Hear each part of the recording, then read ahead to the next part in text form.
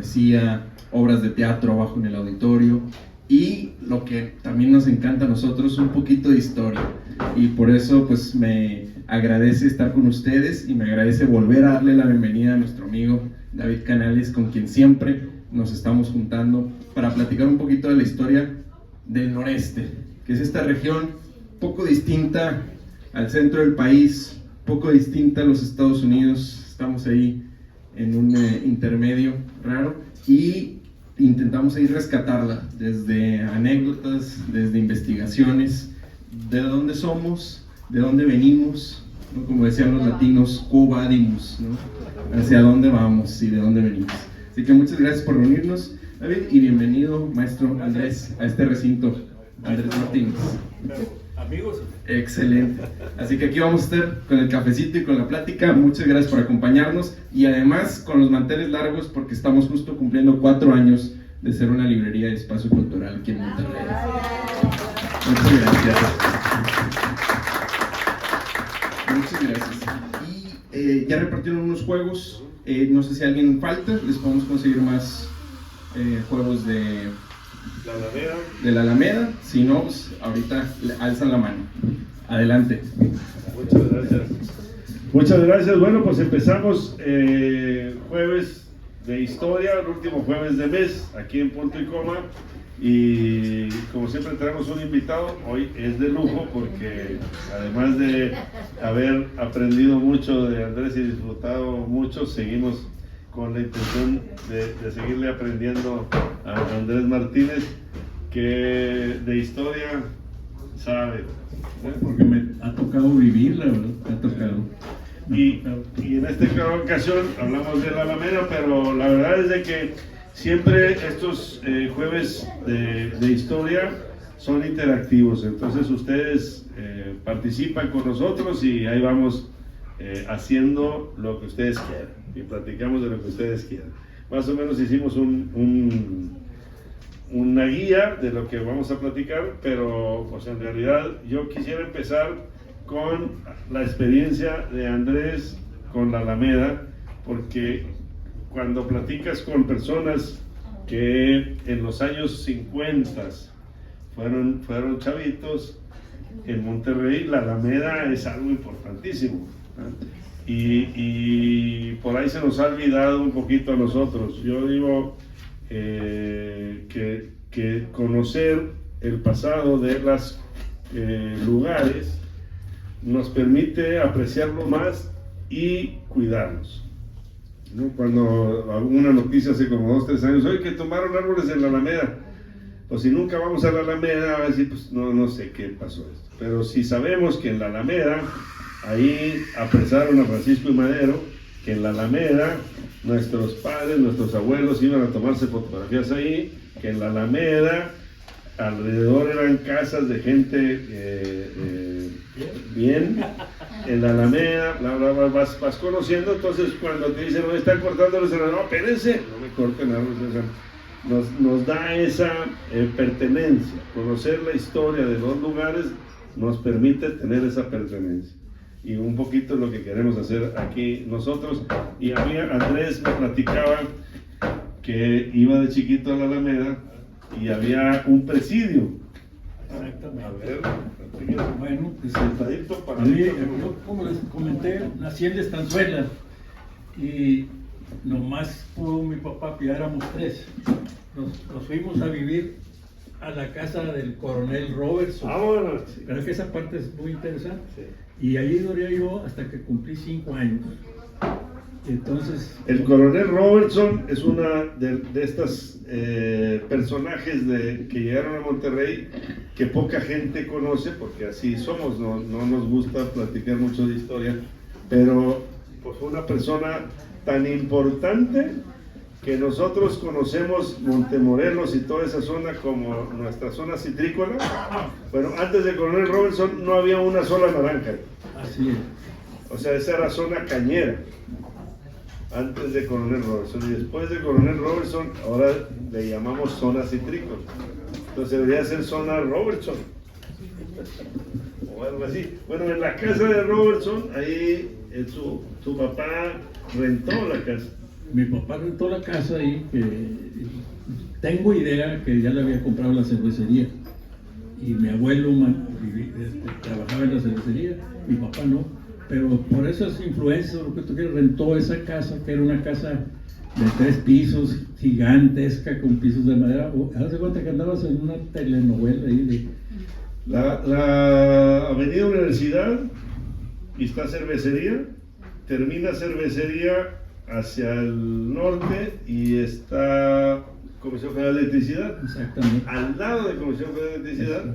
Hasta Graforregia, hasta donde está Graforregia. Ahí estaba la casa de Robertson. Fíjense que Robertson también hizo Ladrillera Monterrey. Ahora aquí en Revolución está un lugar que se llama Nuevo Sur. Ese Nuevo Sur era Ladrillera Monterrey. Esa Ladrillera Monterrey luego se encargaron los Celosúa. Sí, pero fueron socios. Nomás que luego el coronel se fue. Arranca el coronel esa ladrillera, y esa ladrillera se conectaba vía ferrocarril con el diente. Traían el mineral del diente, hablando de la estanzuela, es un cañón anterior. Está la estanzuela, está el cañón de la Virgen y el cañón del diente. Y luego está el chupón y luego está Chipín, que acá de este lado. Entonces, del diente traían el mineral, la arcilla. Arcilla ahí de los cerros que están ahí colindando ahí en la entrada. Para hacer ladrillo, ladrillo rojo. Monterrey. Esa ladrilla de Monterrey, ¿de qué creen que está hecha la cervecería? De ladrillo rojo. Y gran parte de la fundidora también, porque él era socio de la fundidora también. Pues tan bonita la cervecería, tan emblemático el edificio, esos ladrillos los hizo Robertson. Así es. Entonces, como te digo, esa casa tenía 1 hectárea, estaba en 1 hectárea y la casa era muy grande, 3 pisos. Y cuando cumplí 5 años ahí en esa casa, íbamos a entrar a la escuela, al Instituto Regiomontano, que está por la calle Hidalgo y Degollado. Entonces ahí casi en la mera esquina rentó mi papá una casa, pero una casita, esta es grande, era pequeñísima. Y ¿En entonces, la Cheverera? no, ahí en la calle Degollado, Hidalgo y Degollado. El frentito estaba el Regiomontano. Entonces nos mete papá ahí y renta esa casa, y nosotros ya sabíamos andar en patines, sabíamos andar en bicicleta, porque la casa del coronel tenía patio, era como para hacer fiestas grandes. Yo creo que era fiestero, sí. Estaba muy bien arreglado. Y para no alargarles el cuento, decide mi mamá que precisamente quiero contar esa parte de ahí, porque tu abuela también vivían ahí por la misma calle, más, pero cruzando la avenida Cuauhtémoc. ¿Y ahí hizo Rexal? No, eso lo hizo acá en Rayones. El Rayón. Bueno, para no alargarte la cosa, se juntan la tía Beba, o sea, la mamá de Coca, mi abuelita, y mamá, y nos llevaban a los 4 primos hermanos a la Alameda. Y ahí nos dejaban con el pelado que rentaba bicicletas. Y así conocí yo, y tengo la suerte de haber conocido la Alameda, pues digamos desde 1942 hasta 1959, por ahí. Ahí en la Alameda había un señor que rentaba bicicletas. Y las mamás de ustedes ahí se los encargaban. Ahí, sí, haz de cuenta, ellas iban. Sí, ahí nos dejaban, y ahorita pues a cualquiera de ellas estaría en la calle todavía. Bueno, nos dejaban ahí, y entonces hacíamos lo que queríamos. La Alameda, no crean que estaba hermosísimo en 1942. Ya los álamos, había muchos álamos, pero ya estaban muy fregados. Y tenía muchas cosas muy buenas para nosotros, ¿verdad? Patines, sentados patines, había dulces de lo que quisieras, de cajas de vidrio, esas frutas heladas con hielo helado de la cervecería, y ahí nos dejaban encargados, y ellas volvían hasta las 7 de la tarde, ya cuando había paleado. Y había una penitenciaría. Ahí en los papeles que les mandamos hay una foto de una penitenciaría.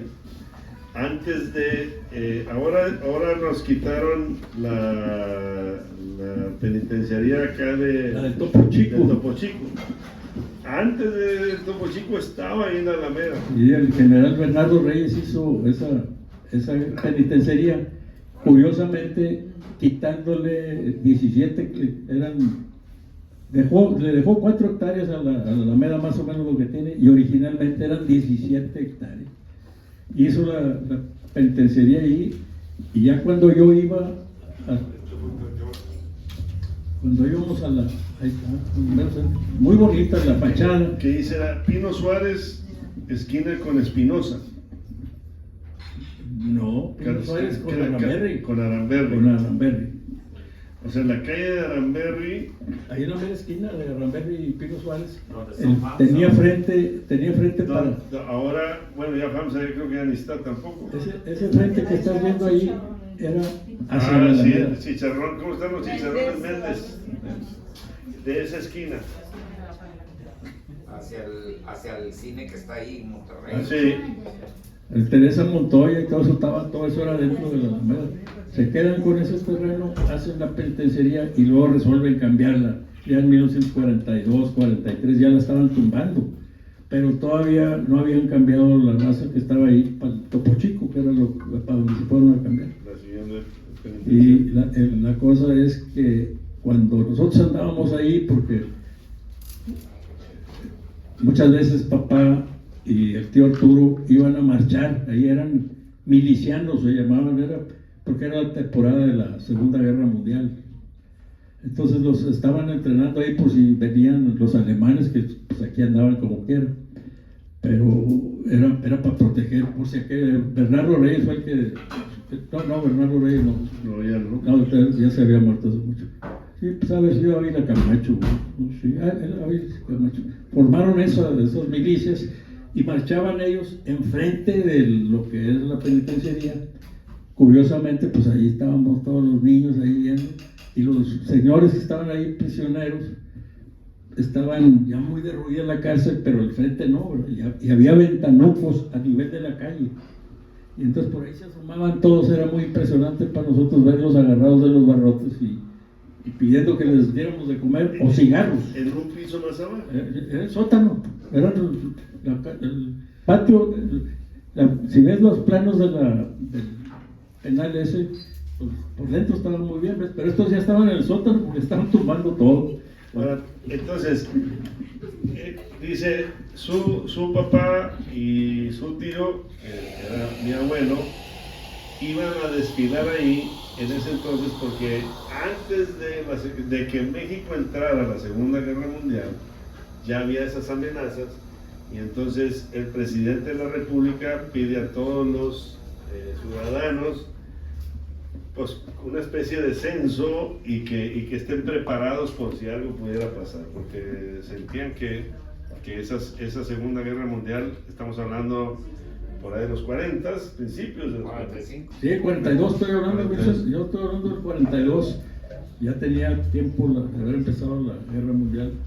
Pero, Sí, allá estaban los camotazos en Europa, pero ya se veía que nos estaban incluyendo acá a nosotros. Y entonces lo que hizo el presidente es decir, bueno, pues todos los ciudadanos, hombres de tal edad en adelante, tienen que los sábados entrenar, y traían carabinas de madera a hacer ahí y iban los señores pues, ya con hijos y todo. O sea, Sí, nosotros nos llevaba papá mientras él marchaba y mamá estaba allá en el carrito que tenían esperando que salieran, pero pues nosotros andábamos ahí felices de la vida. Lo más que era impresionante los presos. Y todavía estaba el presidio ahí, y el presidio, el piso de abajo llegaba hasta cierta altura de la banqueta.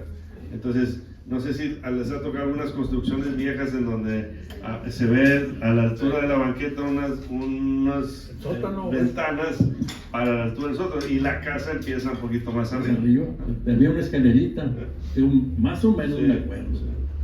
Entonces era... Y el hecho de que ese presidio lo construye Bernardo Reyes, y el hecho que el presidio esté en la Alameda, para mí siempre ha sido una manera de entender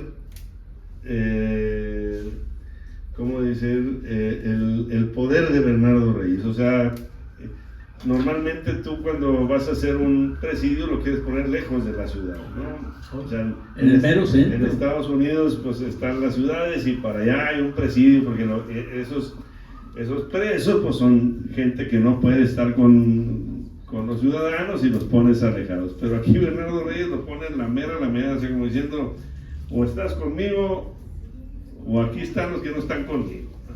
O sea, cuando hablamos de ese carácter de Bernardo Reyes, pues una manera de entenderlo es que el presidio lo puso en la esquina de la Alameda. Así es. Entonces, hay diferentes presidentes municipales le fueron haciendo mejoras y empeoras. Se puede hacer empeoras. Sí, se puede decir empeoras porque tumbaban todos los árboles y los movieron. Haz de cuenta como ahorita, igual. Pero lo curioso es que ahí, para nosotros, haber sido Bernardo Reyes, se le ocurrió poner un lago para tener cisnes ahí. Era un laguito pues así como de este tamaño, más que redondo. Adentro de la Alameda. Adentro de la Alameda, ahí pegaba a la calle Rambel. Entonces ahí en ese lago nunca hubo cisnes. Lo que había era que todos los huercos que andábamos ahí, lo creíamos que era una alberca. Y ahí nos metíamos en calzones. Ahí también en la segunda página está un mapa de Monterrey de 1865. Y si ven el mapa, pues, lo que sobresale es el río Santa Catarina y la Alameda, ¿no? Más arribita de la Alameda hay una especie de rombito que ese es la Ciudadela, que otro día platicaremos acerca de eso, que también es importantísimo. Pero si ven el tamaño de la Alameda de ese entonces, pues era lo más importante de la ciudad. Así es. Y en la página 1 platicamos un poquito acerca de cómo es que cuando se fundaban las ciudades siempre había que pensar en una plaza principal, que nosotros acá en el noreste le llamamos Plaza de Armas, con la iglesia y la presidencia municipal, pero más alejaditos una plaza para la raza, que esa es la Alameda. Se llama Alameda porque pues había que sembrar álamos. No, ahí estaban ya. Era como bueno, eso no me tocó a mí, pero sí he leído que era los álamos ya estaban ahí porque era como una especie de pantano, todas esas 17 hectáreas. Y entonces, impresionante el tamaño. Entonces, dentro de lo bueno, pues hizo este señor la Alameda ya muy bien arreglada para que viniera por Río Díaz en 1800, no sé qué tal. Esa historia tú sí te la sabes. A mí lo que me llamaba la atención es lo que había allí, pues había venados, pero 4 o 5 flacos, ¿verdad? Bien amolados. Había patos, había una guacamaya y 2 o 3 pericos, ahí en la misma jaula, en esa jaula de los venados. Y había lo que luego se convirtió en un café, había un pequeño museo ahí donde mandaban traer cosas de otras partes del país y me llamó mucho la atención porque pues, ya no tenía 4 años, ya tenía 6 o 7 años y seguíamos yendo y conocíamos ya la Alameda muy bien y cosa que poca gente sabe, no sé si tú sabes, ahí trajeron una de las copias del penacho de Moctezuma. Ahí lo estaban exhibiendo, ahí estaba hasta que se fue maltratando. Y nosotros, ya en la escuela ya nos decían que era Moctezuma y todo, ya sabíamos. Y pues estaba muy bien hecho, y era impresionante. Entonces, pues sí, para mí todo eso es así. Y alrededor de la Alameda eran casas de las familias. Sí, esa parte ahorita te la cuento cuando lleguemos a lo de las bicicletas, pero pues tú dale a tu plática, si no, conmigo no acaban. Sí, bueno, hay muchas razones. La ciudad de Monterrey era rural, así la pongo yo. Para cuando hablamos de la historia, tenemos que dividir, tenemos prehistoria, o sea, antes de que existiera el ser humano, y hablamos de los fósiles de Vallecillos, por ejemplo, de Vallecillo, perdón, en singular. Los dinosaurios que vivieron en esta zona hace 65 millones de años. Y luego tenemos ya la historia prehispánica, o sea, antes de la llegada de los españoles, aunque Cristóbal Colón llega en 1492, pero la historia prehispánica empieza en 1521, cuando Hernán Cortés conquista, junto con los tlaxcaltecas, conquista a los mexicas, 1521. Entonces, antes de 1521 es historia prehispánica, aquí en América, y antes de eso tenemos 12.000 años que tenemos tribus seminómadas en esta región, que se llaman los chichimecas, y lo tenemos aquí. Y luego, después de Hernán Cortés, 1521, en 1824 firmamos una constitución y somos México. En los Estados Unidos mexicanos a partir de 1824, entonces ya termina los 300 años de ser depender del rey de España, y ya ahora somos un país independiente, 1824. Entonces, el año pasado cumplimos 200 años de ser un país, 200 años de país, 300 años de depender del rey de España y 12.000 años de ser tribus seminómadas. Y desde la fundación de Monterrey, en 1596, con Diego de Montemayor, la tercera fundación, se empieza a establecer... No fue Alberto del Canto. Antes, la tercera es Diego de Montemayor, Alberto del Canto, y luego Luis de Carvajal y la Cueva, pero luego ya Diego de Montemayor, que se normaliza, agarran el sistema de hacer las ciudades ya como la Nueva España lo pedía, ¿no? Como les decía, con una plaza principal, con una iglesia, en ese entonces era parroquia porque no teníamos obispo, no era catedral, donde ahora está el Museo Metropolitano, que era el Cabildo. Más atrás hay un edificio importantísimo en Morelos y Escobedo, que ahí fueron las casas reales, y luego ahí fue, ¿qué sería primero? ¿Benito Juárez no? Primero ahí fue la capitulación de la batalla de Monterrey, y luego ahí con Benito Juárez fue la capital del país. Nada más ha habido dos capitales en el país, la Ciudad de México y Monterrey, que Benito Juárez estableció que íbamos a ser capital del país. Así que cuando vean a un pelado de la Ciudad de México, digan que estamos más o menos iguales. No, hombre, mucho mejores. Y mejor acá.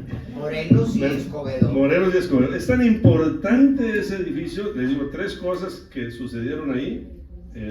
Bueno, además fue la casa de los jesuitas también. Es tan importante que ahorita es una Benavides. Así de importante. En la calle Morelos. En la calle Morelos con Escobedo. Ahí fue el Palacio Municipal. Ahí era el Palacio Municipal. Y entonces, pero siempre hablando de la Alameda, pues es como el punto de reunión del pueblo, ¿no?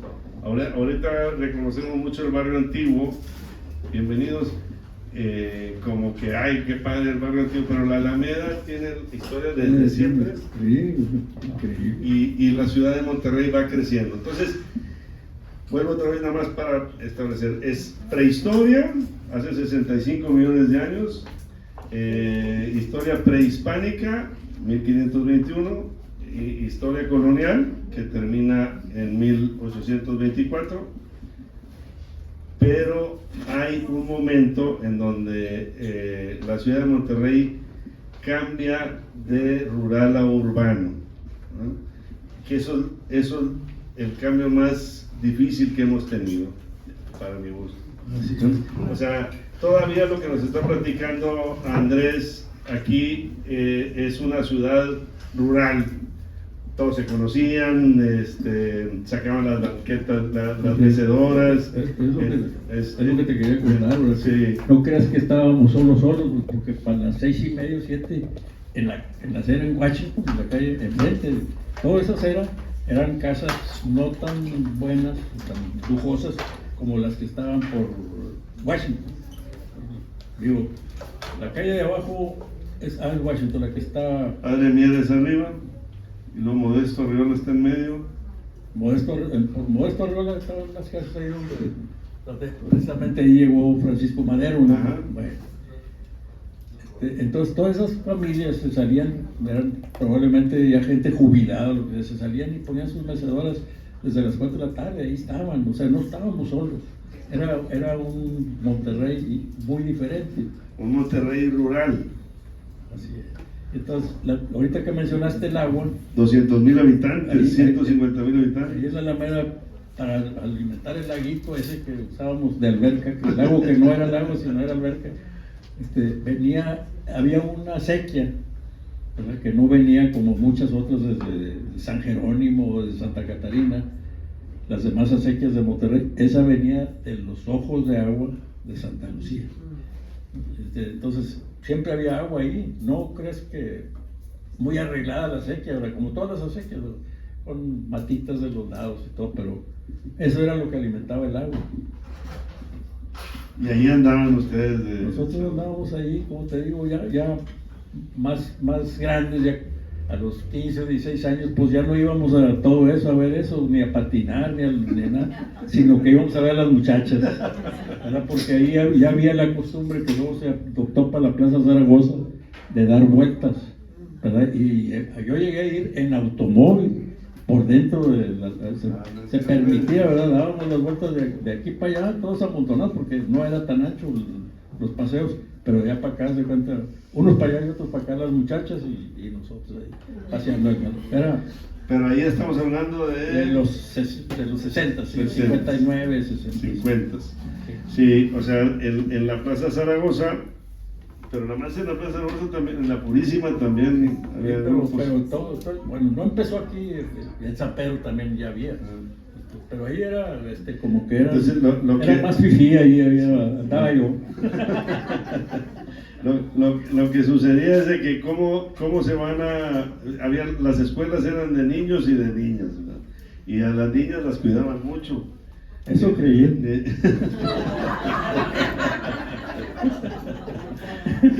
Y entonces, ¿cómo las podías ver o conocer? Pues era ir a la Plaza Zaragoza y caminar.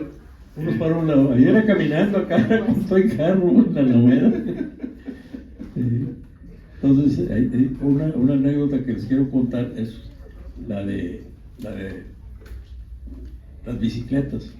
Quienes andábamos ahí dando vueltas y solos, abandonados ahí por las mamás.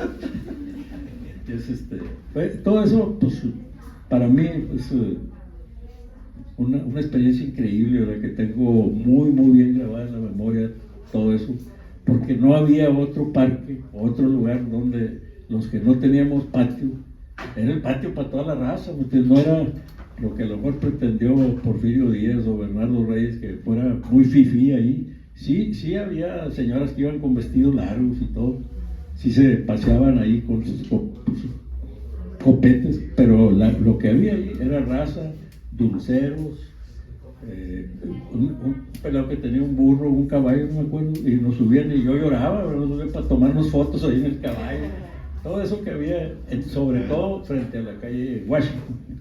Y sí, o sea, era el patio de todas las familias. Exactamente, para eso se hizo, y sí servía, y yo creo que hasta la fecha todavía muchísima gente lo usa, aunque ya tiene usos múltiples. Usos y costumbres.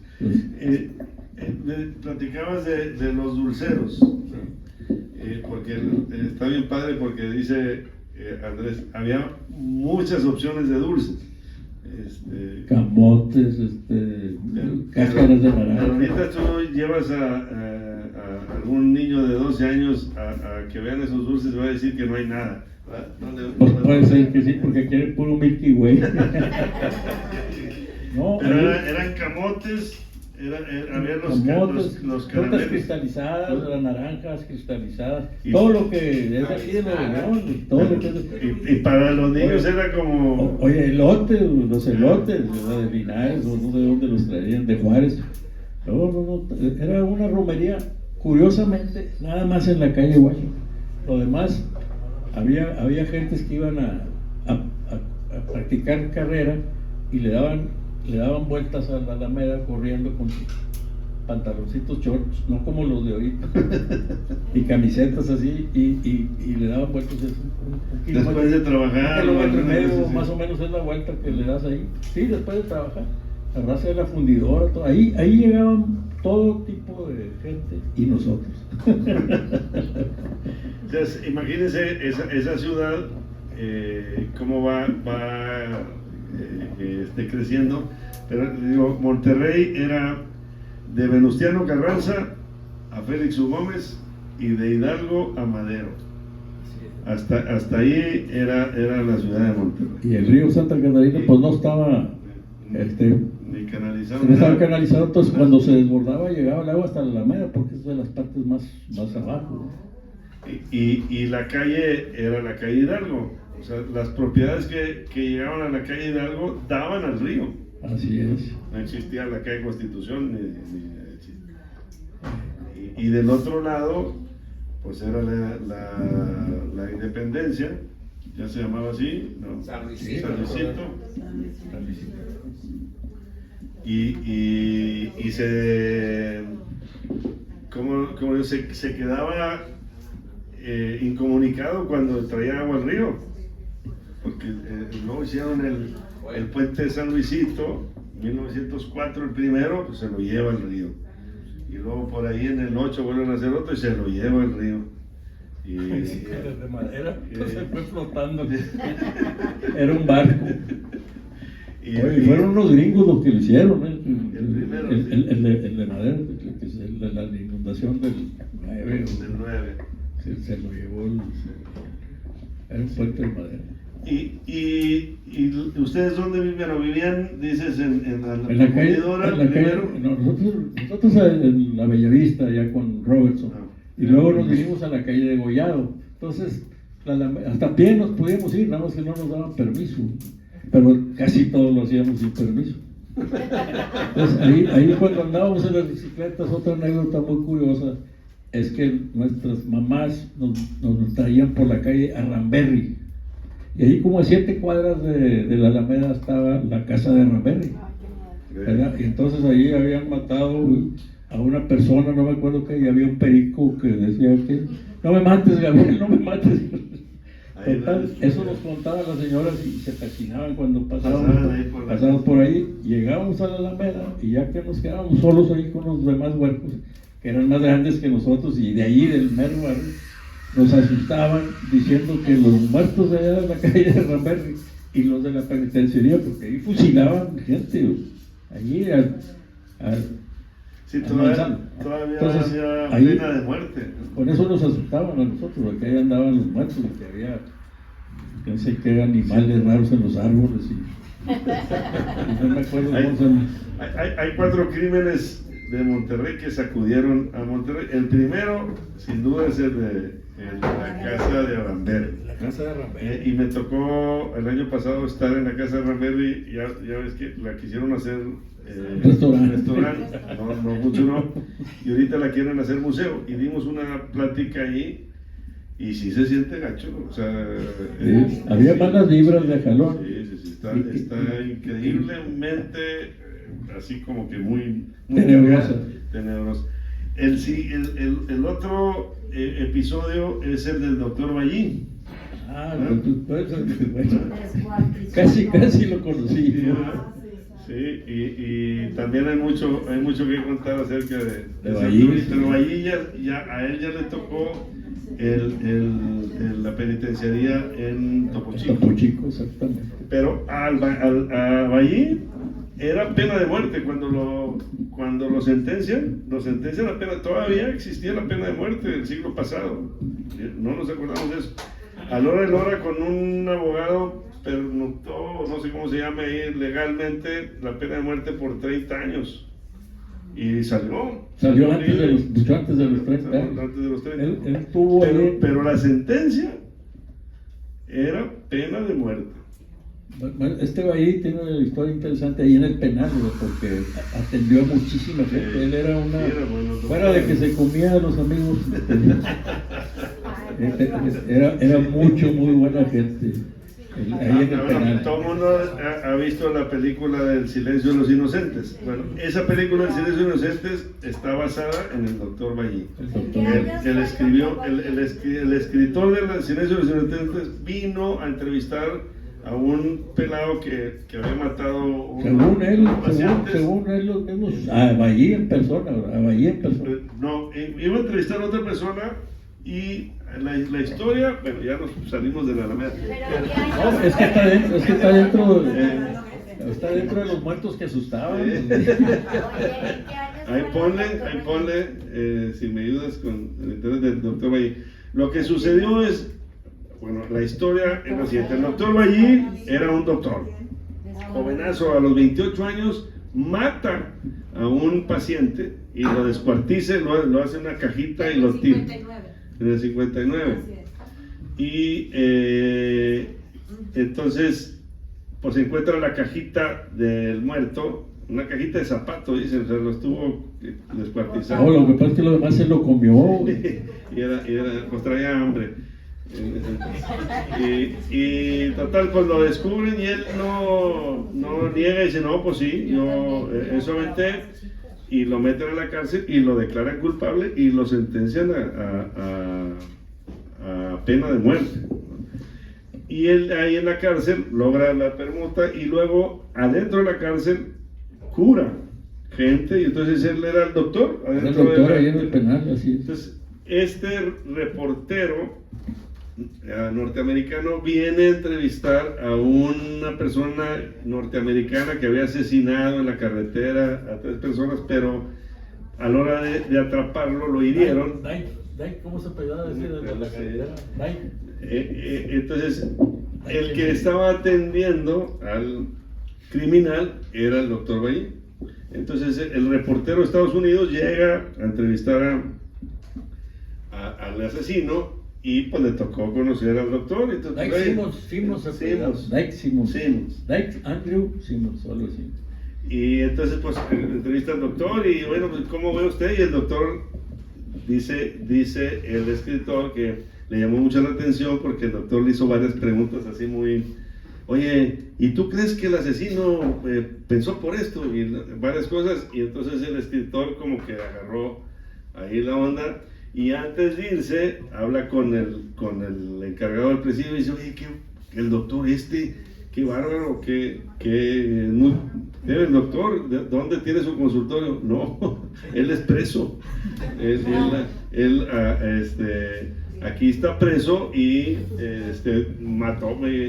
asesinó a un paciente, lo descuartizó. Y entonces este periodista luego empieza a escribir libros. Y escribe el libro y se basa en este doctor que es casi lo que el doctor le preguntó a él es lo que Hannibal Lecter le pregunta a Clarice, la actriz la chica de Foster. Pero bueno, eso. Ese fue el segundo y el tercero.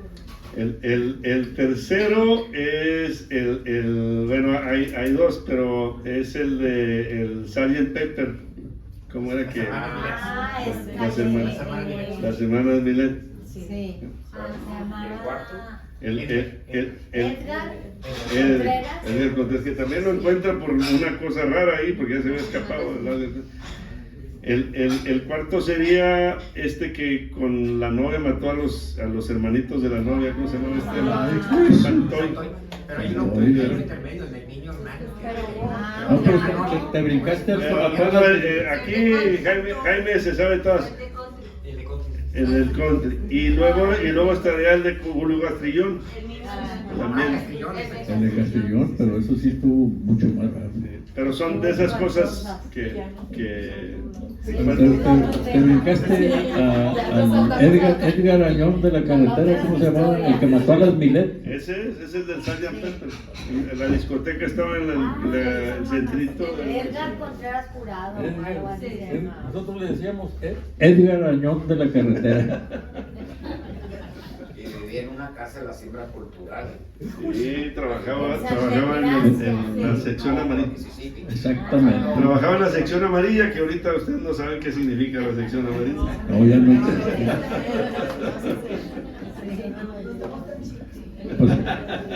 Pues eso que les cuento da una idea de cómo era Monterrey en esa época, donde los huercos nos podían dejar en la calle, ahí en medio de la banqueta, tranquilo. Todos los vecinos eran buenas gentes. Nunca me tocó ni pedirles el baño ni nada, pero ahí estaban en los mecedores. Entonces sí era muy diferente. Y comentabas eso de los dulces, porque también eran bien económicos, o sea, les vendían, dice, había en una de las pláticas ahí del libro, de estas tiendas que ahorita les platico, hablaba de que compraban fritos. Había gente que hacía fritos ahí en la calle. Pero nunca te has vuelto a comer un frito de eso, güey. No, cochinito pepín, no, riquísimo.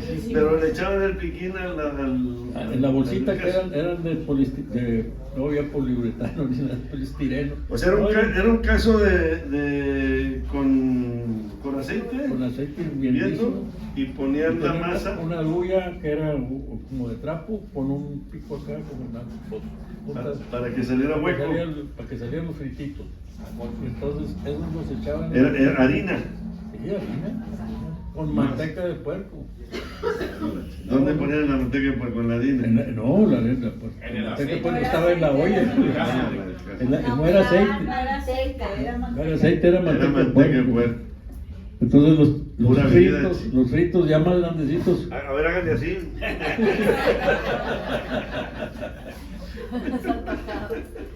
¿Y cuánto costaba una bolsita de...? Pues digo, lo que te voy a decir es cierto. Nomás Arturo y Hugo traían dinero. Entonces mamá no nos daba, porque decían que nos íbamos a morir si comíamos el mugrero ahí, y no era lo único que hacíamos. Entonces yo estoy seguro que a los niños chiquitos nos regalaban los dulces, de veras. Tiene un hermano que es 2 años mayor, Daniel. Sí, 2 años. Y luego yo tengo 2 tíos, hermanos de mi mamá, Hugo y Arturo, que son de la misma edad. O sea, Arturo de la edad de Daniel, sí, y Hugo de la edad de Andrés. Y mi abuelo y su papá, primos hermanos. Entonces se hace cuenta que todos hacían juntos. Sí, era más bien nos veíamos nosotros como si fueran hermanos. Y tus tíos, pues igual. Y el tío Arturo, pues era mucho más suelto que mi papá. O sea, que ellos sí traían un peso, o se lo volaría. Hay que preguntarles, al cabo ahí están. Te van a decir. Y gracias a Dios los 4 viven y muy bien. Los 4 pues, están muy buenos. Acá nosotros también. Aquí están. Ahí están muy bien. Estamos todos. 90. ¿Cuántos cumple Arturo? 90 y Daniel debe andar por ahí. Daniel 90 también. Ajá. O sea, 10 para 100. Ya cuando llegues a los 90 ya no dices. Ya, 90, dices 10 para 100.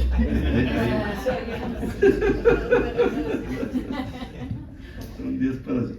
Y antes en la casa del coronel Robertson platicabas que había una noria. Ahí en Sí, no, hombre, pero pues es otro tema, pero si quieres te la cuento. Esa casa era, haz de cuenta, el coronel Robertson, yo creo que debía muchas cosas por todos lados.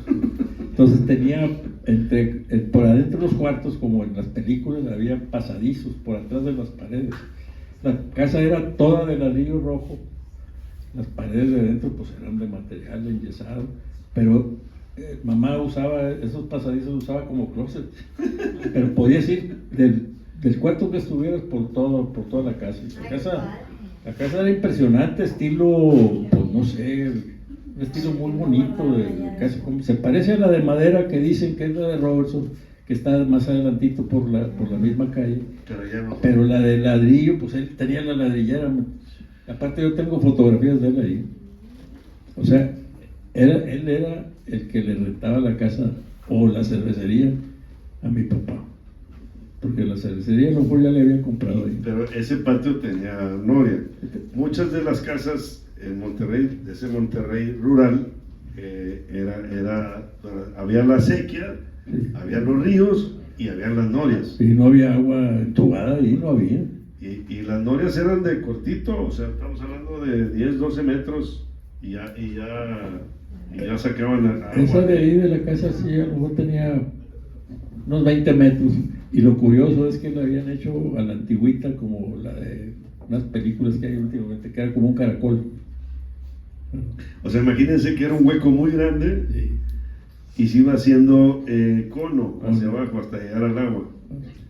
Entonces nosotros corríamos por adentro de esa, porque había vereda, corríamos, y si no corrías a prisa, pues te podías caer. Para que Le decía a su hermano mayor, corre a prisa para que no te caigas. Y la lógica es la fuerza centrífuga que hace que no, o que sea, no te caigas, y así era. si te vas despacito, tú crees que no te vas a caer, pero despacito no te jala hacia afuera. Ahí estaba el papalote te jala hacia adentro, que ¿eh? surtía el agua de la casa, o sea, ahí estaba el papalote. Y luego papá le había puesto láminas arriba y todo. Para que no se metiera. Pero era peor, güey. Pues podías haber ahogado ahí. Y una chulada. Y bueno, regresando a la parte de A la Alameda, sí. Ahorita platicaba de que había un burro con un fotógrafo. Por un fotógrafo. Bueno, primero tenía un burro de verdad, Un burro de de veras. verdad. Y luego ya pusieron un caballo de madera. Y ese caballito de madera y ese fotógrafo era muy importante porque las familias se tomaban una foto anual. Cada quien escogía ahí su tiempo, pero todavía hay familias con sus cronología de fotos. Exactamente. Con 2 hijos, con 3 hijos, con 4 hijos, con 5 hijos. O sea, cada año traían un hijo más. Eran de esos que se metían debajo de una lona así. El fotógrafo. El fotógrafo. Y entonces salían ahí los niños. Y puedes ver tú esas fotografías, cómo van creciendo los hermanitos y siempre un hermanito más por año. Y como que era la clasificación. ¿No? El año. Pues mi abuelo paterno, bueno, mi abuela paterna tiene están las fotografías ahí. En la Alameda. De la Alameda, un año, y ahí está, metió el mayor, y luego metió mi tía, y luego metió mi tía, y luego mi papá, y luego el otro hermano, todos ahí andaban. Ya unos ya bigotones y como quiera le siguen tomando fotos. En esa fotografía, en esa chamba, ahí en la Alameda trabajó Fidel Castro. ¿A poco era el de Era el que estaba ahí. Duró 1 o 2 meses. O sea, lo que sucedió con Fidel es que como estudiante rebelde, Batista lo corre de la isla y todavía tenemos influencia de Lázaro Cárdenas. Aquí en México ya no era presidente, pero tenemos la influencia y Lázaro Cárdenas les pide que le concedan el exilio, ¿no? A Fidel Castro. Entonces viene Fidel Castro a México y son de esas cosas históricas que no lo puedes creer porque todo el mundo estaba muy claro que Fidel Castro iba a hacer una revuelta, no había ninguna duda. Pero pues todo sucedió, o sea, paso a paso viene Fidel Castro, empieza a reclutar gente en la Ciudad de México y entre ellos pues sale expulsado el Che Guevara ahí No, era por ahí por Centroamérica. Sí, pero ¿por qué no nos acordamos? Y lo agarran junto con otros mexicanos y lo mandan para acá. Y llega a la Ciudad de México exiliado de Salvador o alguna de esas. No, pero por allá, Sí, por allá anda cerca ya. Y lo conoce a Fidel y Fidel dice, pues es médico y además pues también tan loco como yo, entonces lo recluta, y ahí andaban reclutando. Y Fidel Castro viene a Monterrey, no viene el Che, hasta donde está mi historia, viene Fidel para dos cosas. La primera es para buscar dinero de los industriales, y hay reseñas de varios industriales que recibieron. O sea, don Manuel L. Barragán en su oficina tuvo sentado a Fidel Castro pidiéndole dinero para su revolución. Ya nunca dijo si le dio dinero o no. Sí, sí se le dio. Pero sí se dio verdad. Además de una Coca-Cola. Y la otra, todavía peor, es que venía a organizar el flujo de armas gringas. O sea, los Estados Unidos apoyaban a Batista, pero Fidel Castro combatió a Batista con armas norteamericanas que pasaban por Monterrey. O sea, venían del Paso a Monterrey, y de Monterrey a Tuxpan, y de Tuxpan a Cuba, y ahí, entonces, la organización logística la hizo aquí. Él tenía que ser clandestino, entonces su clandestinidad en Monterrey era que era fotógrafo de la Alameda en el día. Entonces ahí estaba, como si se llamaría Pedro Pérez. Iba a una cantina que se llamaba La Favorita. Sí, La Favorita. Sí. Sí. Pero está bien padre porque La Favorita, bueno, ahorita está cerrada La Favorita, estamos trabajando para ver si la pueden abrir, con mucho ahínco, pero no anda abierto. Pero en La Favorita, dice, si aquí estuvo Fidel, ahí está su kepi. Entonces tienen un kepi colgado en la calle. Por eso Aquí estuvo Fidel. Una casaca también. Pero sí, una casaca puesta ahí. Pero sí sucedió que, nada más que no tenemos, yo no tengo quién fue. Unos regiomontanos estuvieron en Cuba y fueron a un meeting de Fidel. Y Fidel, lo saludan, y Fidel les escucha el acento y dice, son regiomontanos, sí, vayan a La Favorita. O sea que Fidel les dijo que Oye, está bueno para el anuncio ahí. Sí, pues está cerrada ahorita. Pero bueno, eso sucedió también ahí en la Alameda. Esa parte no me tocó. No estabas consciente. Ya andaba trabajando yo. No, ya. Habían acabado mis aventuras. Sí. Andrés, bueno, si le seguimos, Andrés andaba de calero, Gambusino. sí, Pedrero. cuando se encontró el mamut.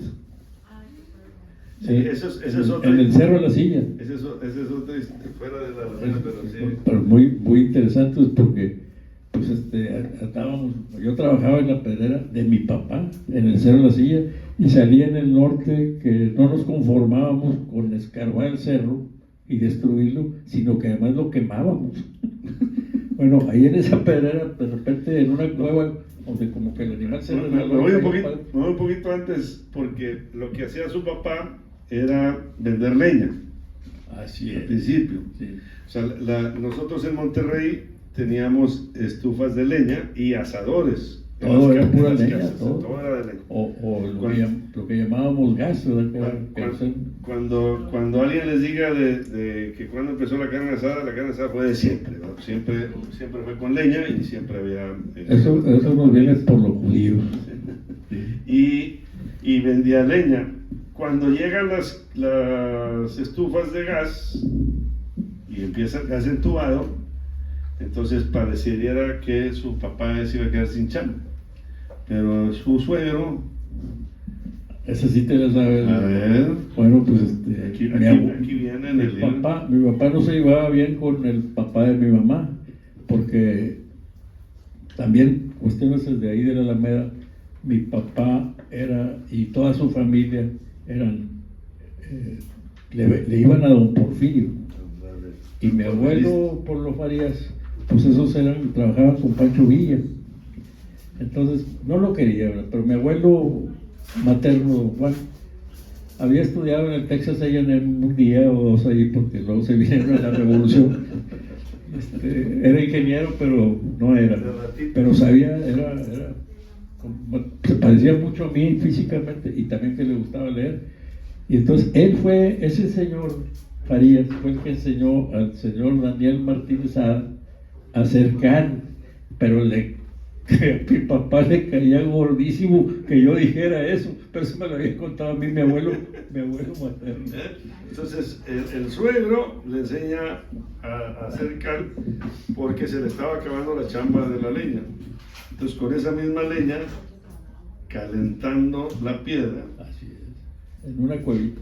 se hace y pulverizando esa piedra se hace cal. Entonces ahí Entonces, de leñero se vuelve calero. allá don Eugenio pues vio que ya había cal aquí en Monterrey y puso hojalata y ahí salió Aprovechando la leña de don Daniel.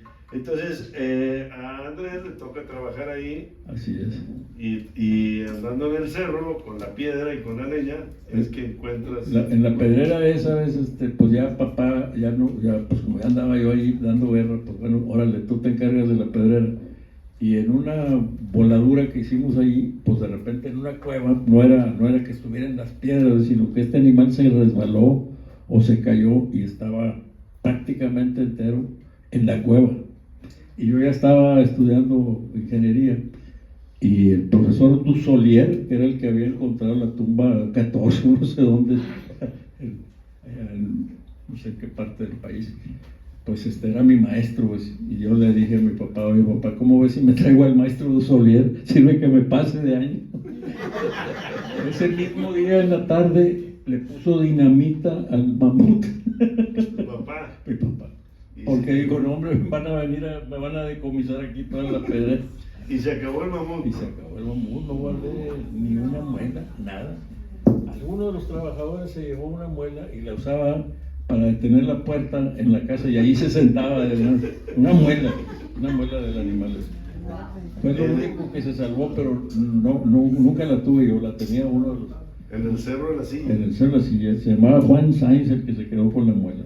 ¿Y a qué altura del cerro? En rumbo a la carretera, atrás. Mira, tú, siempre andaban juntos don Arturo y papá, entonces ahí en donde está la curva donde ahora hay una Volkswagen y un edificio que acaban de hacer ahí en el arroyo, el Calabozo se llama el arroyo ahí.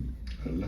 Sí, pasando Lagos del Bosque, ¿no? Luego. Ándale, pasando Lagos del Bosque ahí está en la mera curva, ahí tenían don Arturo pegado a la carretera unas 40 o 50 hectáreas y de ahí del rancho de don Arturo para atrás, papá tenía todo el cerro, porque pues ya traía el devaneo de hacer cal ahí.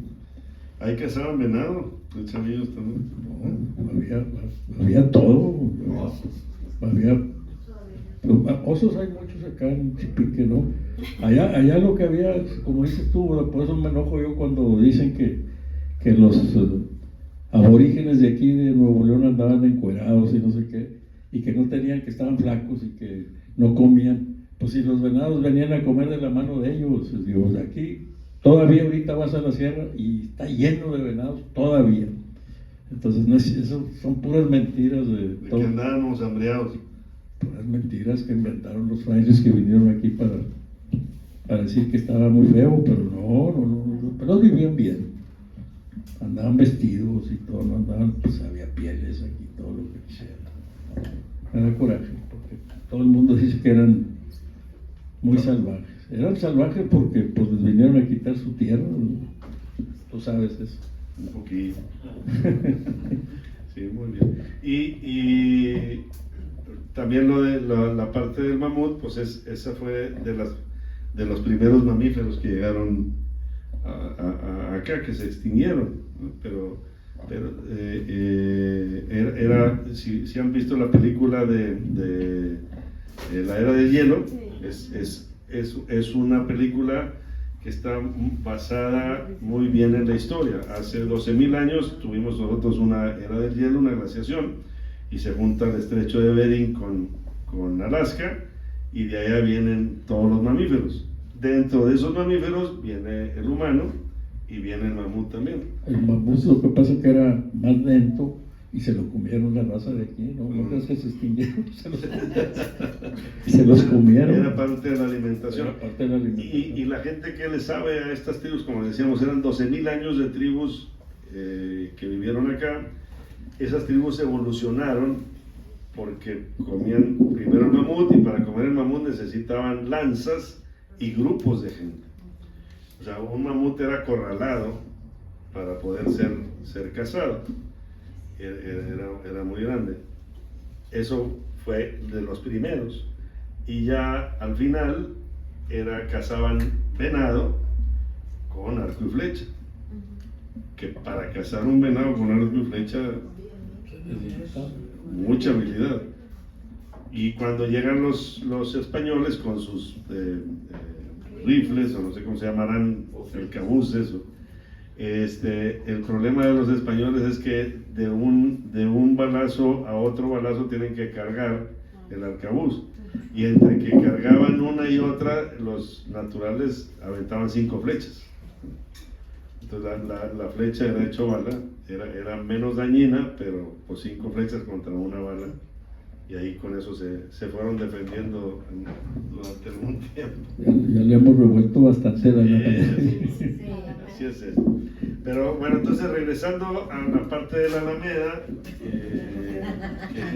que ya acabamos, ¿no? Ya no te regreses, ya se ve. A mí todavía me tocó que fuéramos a la Alameda y había un resbaladero que era el resbaladero asesino, ¿no? O sea, era una torre grandísima de cemento. Para las mamás estaba padrísimo porque había que subir las escaleras para poder resbalar. Entonces te subías en media hora y te resbalabas en 5 segundos. Y ahí va a dar la vuelta. Y con un cartón en las pompis porque era de cemento. Un cartón. Pero todavía es, bueno, hace muchos años, yo me acuerdo cuando yo También. estaba chiquita porque estaba en el kinder de la Alameda, por el famoso kinder de la Alameda. Era el museo. Ajá. Ah, bueno, sí, pero todavía existía el resbaladero. ese resbaladero porque me acuerdo que el kinder nos llevaron a ese resbaladero. Estábamos chiquitos. Pues sí duro. Y luego sí, lo quitaron. Y bueno, la entrada de la Alameda también. El Había arco de la entrada. el arco de la entrada. Representa que es donde terminaba el verdadero. Bueno, lo que acaban de quitar es la fuente del Cabrito, que habría que ver porque la quitaron hace poquito. Si tú llegas por Modesto Arriola topa en la Alameda. El pobre Modesto Arriola, que fue una persona muy, hasta mi gusto, muy, muy sencilla, de San Pedro Garza García, amigo de Ignacio Zaragoza, era muy sencillo, pero le tocó una calle complicadísima porque topa en el Panteón del Carmen, y del Panteón del Carmen hacia el poniente la vía es hacia el poniente. Del Panteón del Carmen topa en la Alameda y la vía es hacia el oriente. Y en la Alameda, del otro lado, ahí topa del otro lado, la vía es hacia el poniente de Félix U. Gómez. Y de Félix U. Gómez para allá, la vía es hacia el oriente. Entonces está el pobre Modesto Arriola que va para allá y va para acá. Y tan tranquilo, pelado que era. Ahí donde topa Modesto, había una fuente con cabezas de cabrito. En ninguna parte del mundo. Donde topa, pero por el lado de Villagrán. Sí, ahí en el Villagrán. Villagrán y Modesto. En el laguito ese que te digo de la Alameda, ahí lo habían hecho de cabritos. No, una fuente. Una fuente de concreto. Sí, azul, pintada de azul y con las orillas blancas. Y arriba tenía cabezas de cabrito. De concreto, no de los naturales. En las diferentes, pues, ¿cómo se llaman estas piletitas? ¿No? Una piletita chiquita, una más grande, otra más grande y luego la pila de abajo. En cada piletita había 6 cabezas de cabritos, 3 cabezas de cabritos y 2 cabezas de cabritos. En la Alameda estaba eso. Ahí donde era el laguito. Yo creo que no hay ninguna fuente con cabeza de cabrito en el mundo, nomás esa. Pues la quitaron, como que la estaban arreglando y ya la quitaron, ya no existe, ya no está ahí. No sé si algún coleccionista se la llevó. Yo entiendo que ahorita en este momento hay un proyecto para volver a arreglar la Alameda, ¿no? Sí. Tú sí has de saber de eso. Pero Sí, eso ahí andan trabajando. Pues esa era la idea con esa. La UR, ¿no? Están trabajando con Sí, todo eso. se le llama distrito UR, que están haciendo más o menos la misma labor que el Distrito TEC, tratando de que alrededor del TEC las colonias estén mejores. Decentes. Igual la UR, que ya ven que está pues desde la Purísima hasta la Alameda con todas sus facultades. Bueno, pues en la Alameda, en la esquina de Villagrán y Washington, fue la rectoría de la UR. Esa rectoría de la UR que todavía está ahí, esa es la casa de fue gobernador de Nuevo León. Benito Flores. Digo, ahí fueron los funerales de Benito Flores antes de ser la casa Ah, de sí. la UR. No, pero antes de eso fue la casa del suegro de Gustavo Madero. Gustavo Madero se casó con una prima, Madero también. Sí. No una prima mía, una prima de él. Eso te preguntó. Entonces era pariente mía también.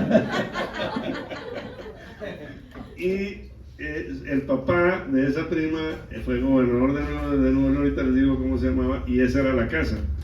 De hecho, de ahí sale Francisco y Madero para dar un discurso en la Alameda cuando lo apresan y se lo llevan a San Luis Potosí y pasa las elecciones de 1910 preso, Madero, pero él estaba en Monterrey. Y después de las elecciones se escapa. ¿Cómo se escaparía? Entre comillísimas, porque bueno, uno de los no era amigo, pero pues uno de los terratenientes más importantes era don Evaristo Madero, que tenía mucho poder económico, el abuelo de Francisco. Francisco es el nieto mayor de don Evaristo, y don Evaristo pues era una de las personas más prominentes en la época del Porfiriato.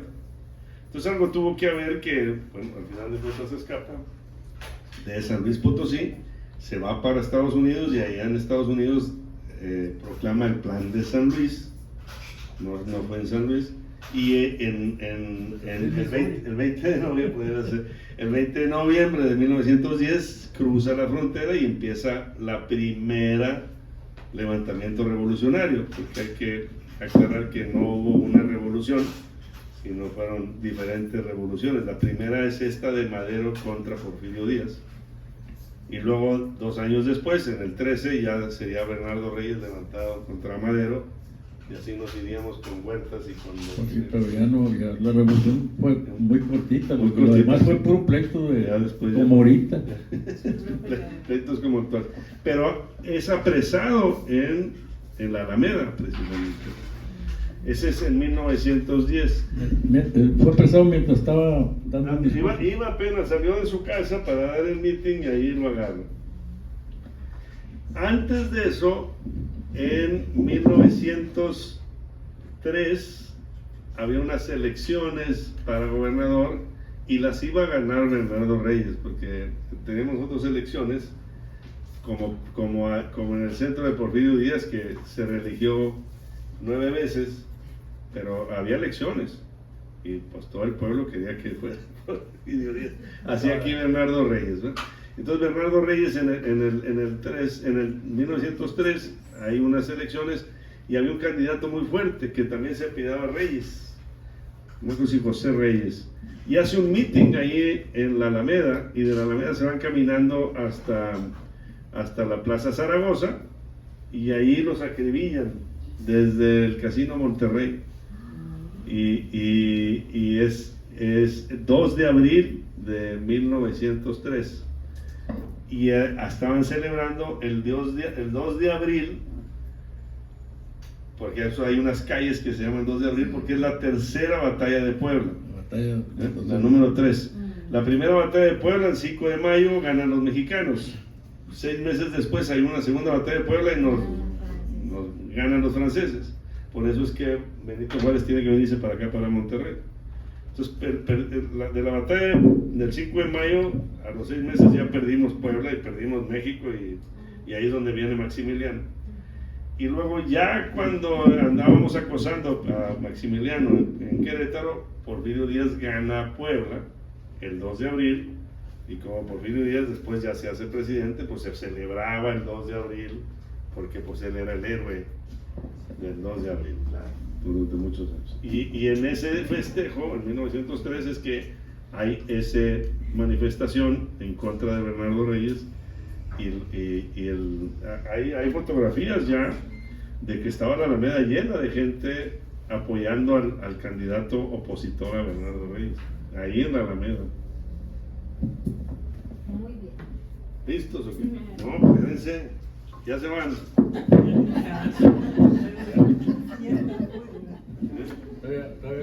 Continúa todavía. Sí, continúa.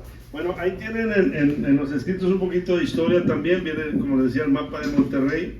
Viene también la foto de la penitenciaría. Y Maribel quería leerles una página. Bueno, del libro de estas tierras. Este libro es el tercer libro que hemos escrito de Nombre, no, habla, aquí leo. Para que se vea bien bonito. No, no. Está apagado. el libro de esta. No, aquí me quedo. Ahorita que se pongan de acuerdo Maribel y Andrés. Tú siéntate. ¿Dónde quieres que lea, flaco? Ya ves cómo me manda a mí. Qué raro, a mí no. El libro de estas tierras es el tercer libro que hemos escrito de 11 que ya tenemos y esperemos que este año podamos terminar 3 más, que ahí andamos. Y en este libro son 7 personajes que vivieron a mediados del siglo pasado. Uno de esos personajes es Andrés Martínez, que aquí lo tienen ustedes presentes para que Pues yo no soy del lo siglo aprovechen. pasado. Soy. Sí, yo también. El personaje principal es un dentista que don Humberto de la Garza, que falleció el año pasado, hace 2. Llegó a cumplir 90 años y falleció hace como 2 años. Y él es el personaje principal. Él es un dentista que tenía su consultorio, ahora lo tienen sus hijos a una cuadra de la Alameda. Es una cuadra abajo, creo. Bueno, y con él caminamos la Alameda, él y yo, y ahí les narro un poquito esa caminata que hice con don Humberto de la Garza hace como 15 años. ¿Y quieres que lea? 10. De aquí. 11. Lentes. No, aquí veo perfecto. Me han dicho que usted conoce a todas las familias que vivían alrededor de la Alameda. Eran mis rumbos. Háblame de ti. ¿Qué es eso de usted? Antes tenía más árboles y las bancas que pusieron ahora. Están bárbaros. Me senté en una y me di un ramazo. No tienen respaldo. El consultorio está en la casa que fue de su familia, donde creció con sus hermanos. Cuando don Humberto instaló ahí su laboratorio dental, aún la habitaban su mamá y sus hermanos solteros. Más adelante su hermano Pablo acondicionó el segundo piso para poner una imprenta. Al casarse la última de las hermanas, su mamá se fue a vivir con una de sus hijas, a 2 cuadras del consultorio, hacia el poniente. La familia se puso de acuerdo y compraron la propiedad entre don Humberto y sus hijos, que ya se habían graduado de dentistas, para dejar solamente el consultorio. De ahí salimos los dos a dar una vuelta rumbo a la Alameda, Mariano Escobedo, histórico parque de la ciudad. La ruta comprende 2 cuadras de casas de 70 años de antigüedad. No son muy grandes, algunas aún están en funciones con sus jardineras llenas de macetas. Varias están acondicionadas con pequeños negocios, otras más abandonadas. La Alameda, haz de cuenta que era nuestro jardín de la casa, el jardín de todos los vecinos. Por ahí de los 80 fue que se fue perdiendo ese paseo familiar. En el 610 vivía Roberto Barrera, el cuñado. Tenía muchas hermanas. Nos juntábamos con Sergio de Canini, Toño Benítez y los hermanos Javier, Lalo y Miguel Barragán.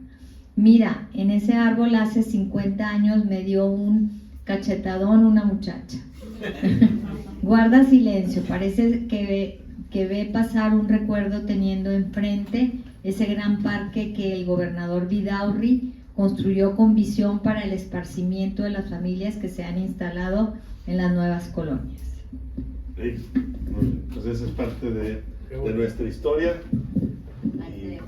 y de nuestra ciudad, que como decimos, Pues la intención es que si lo conocemos, pues lo vamos, la historia se conoce, se aquilata, se quiere y entonces se puede cuidar, ¿no? Si no vamos a cuidar algo que no conocemos.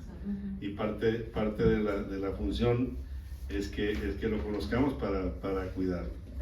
Y pues era un poquito menos de una hora de plática con Andrés, y luego preguntas y respuestas, pero a ver, o comentarios de ustedes. Adelante, allá atrás.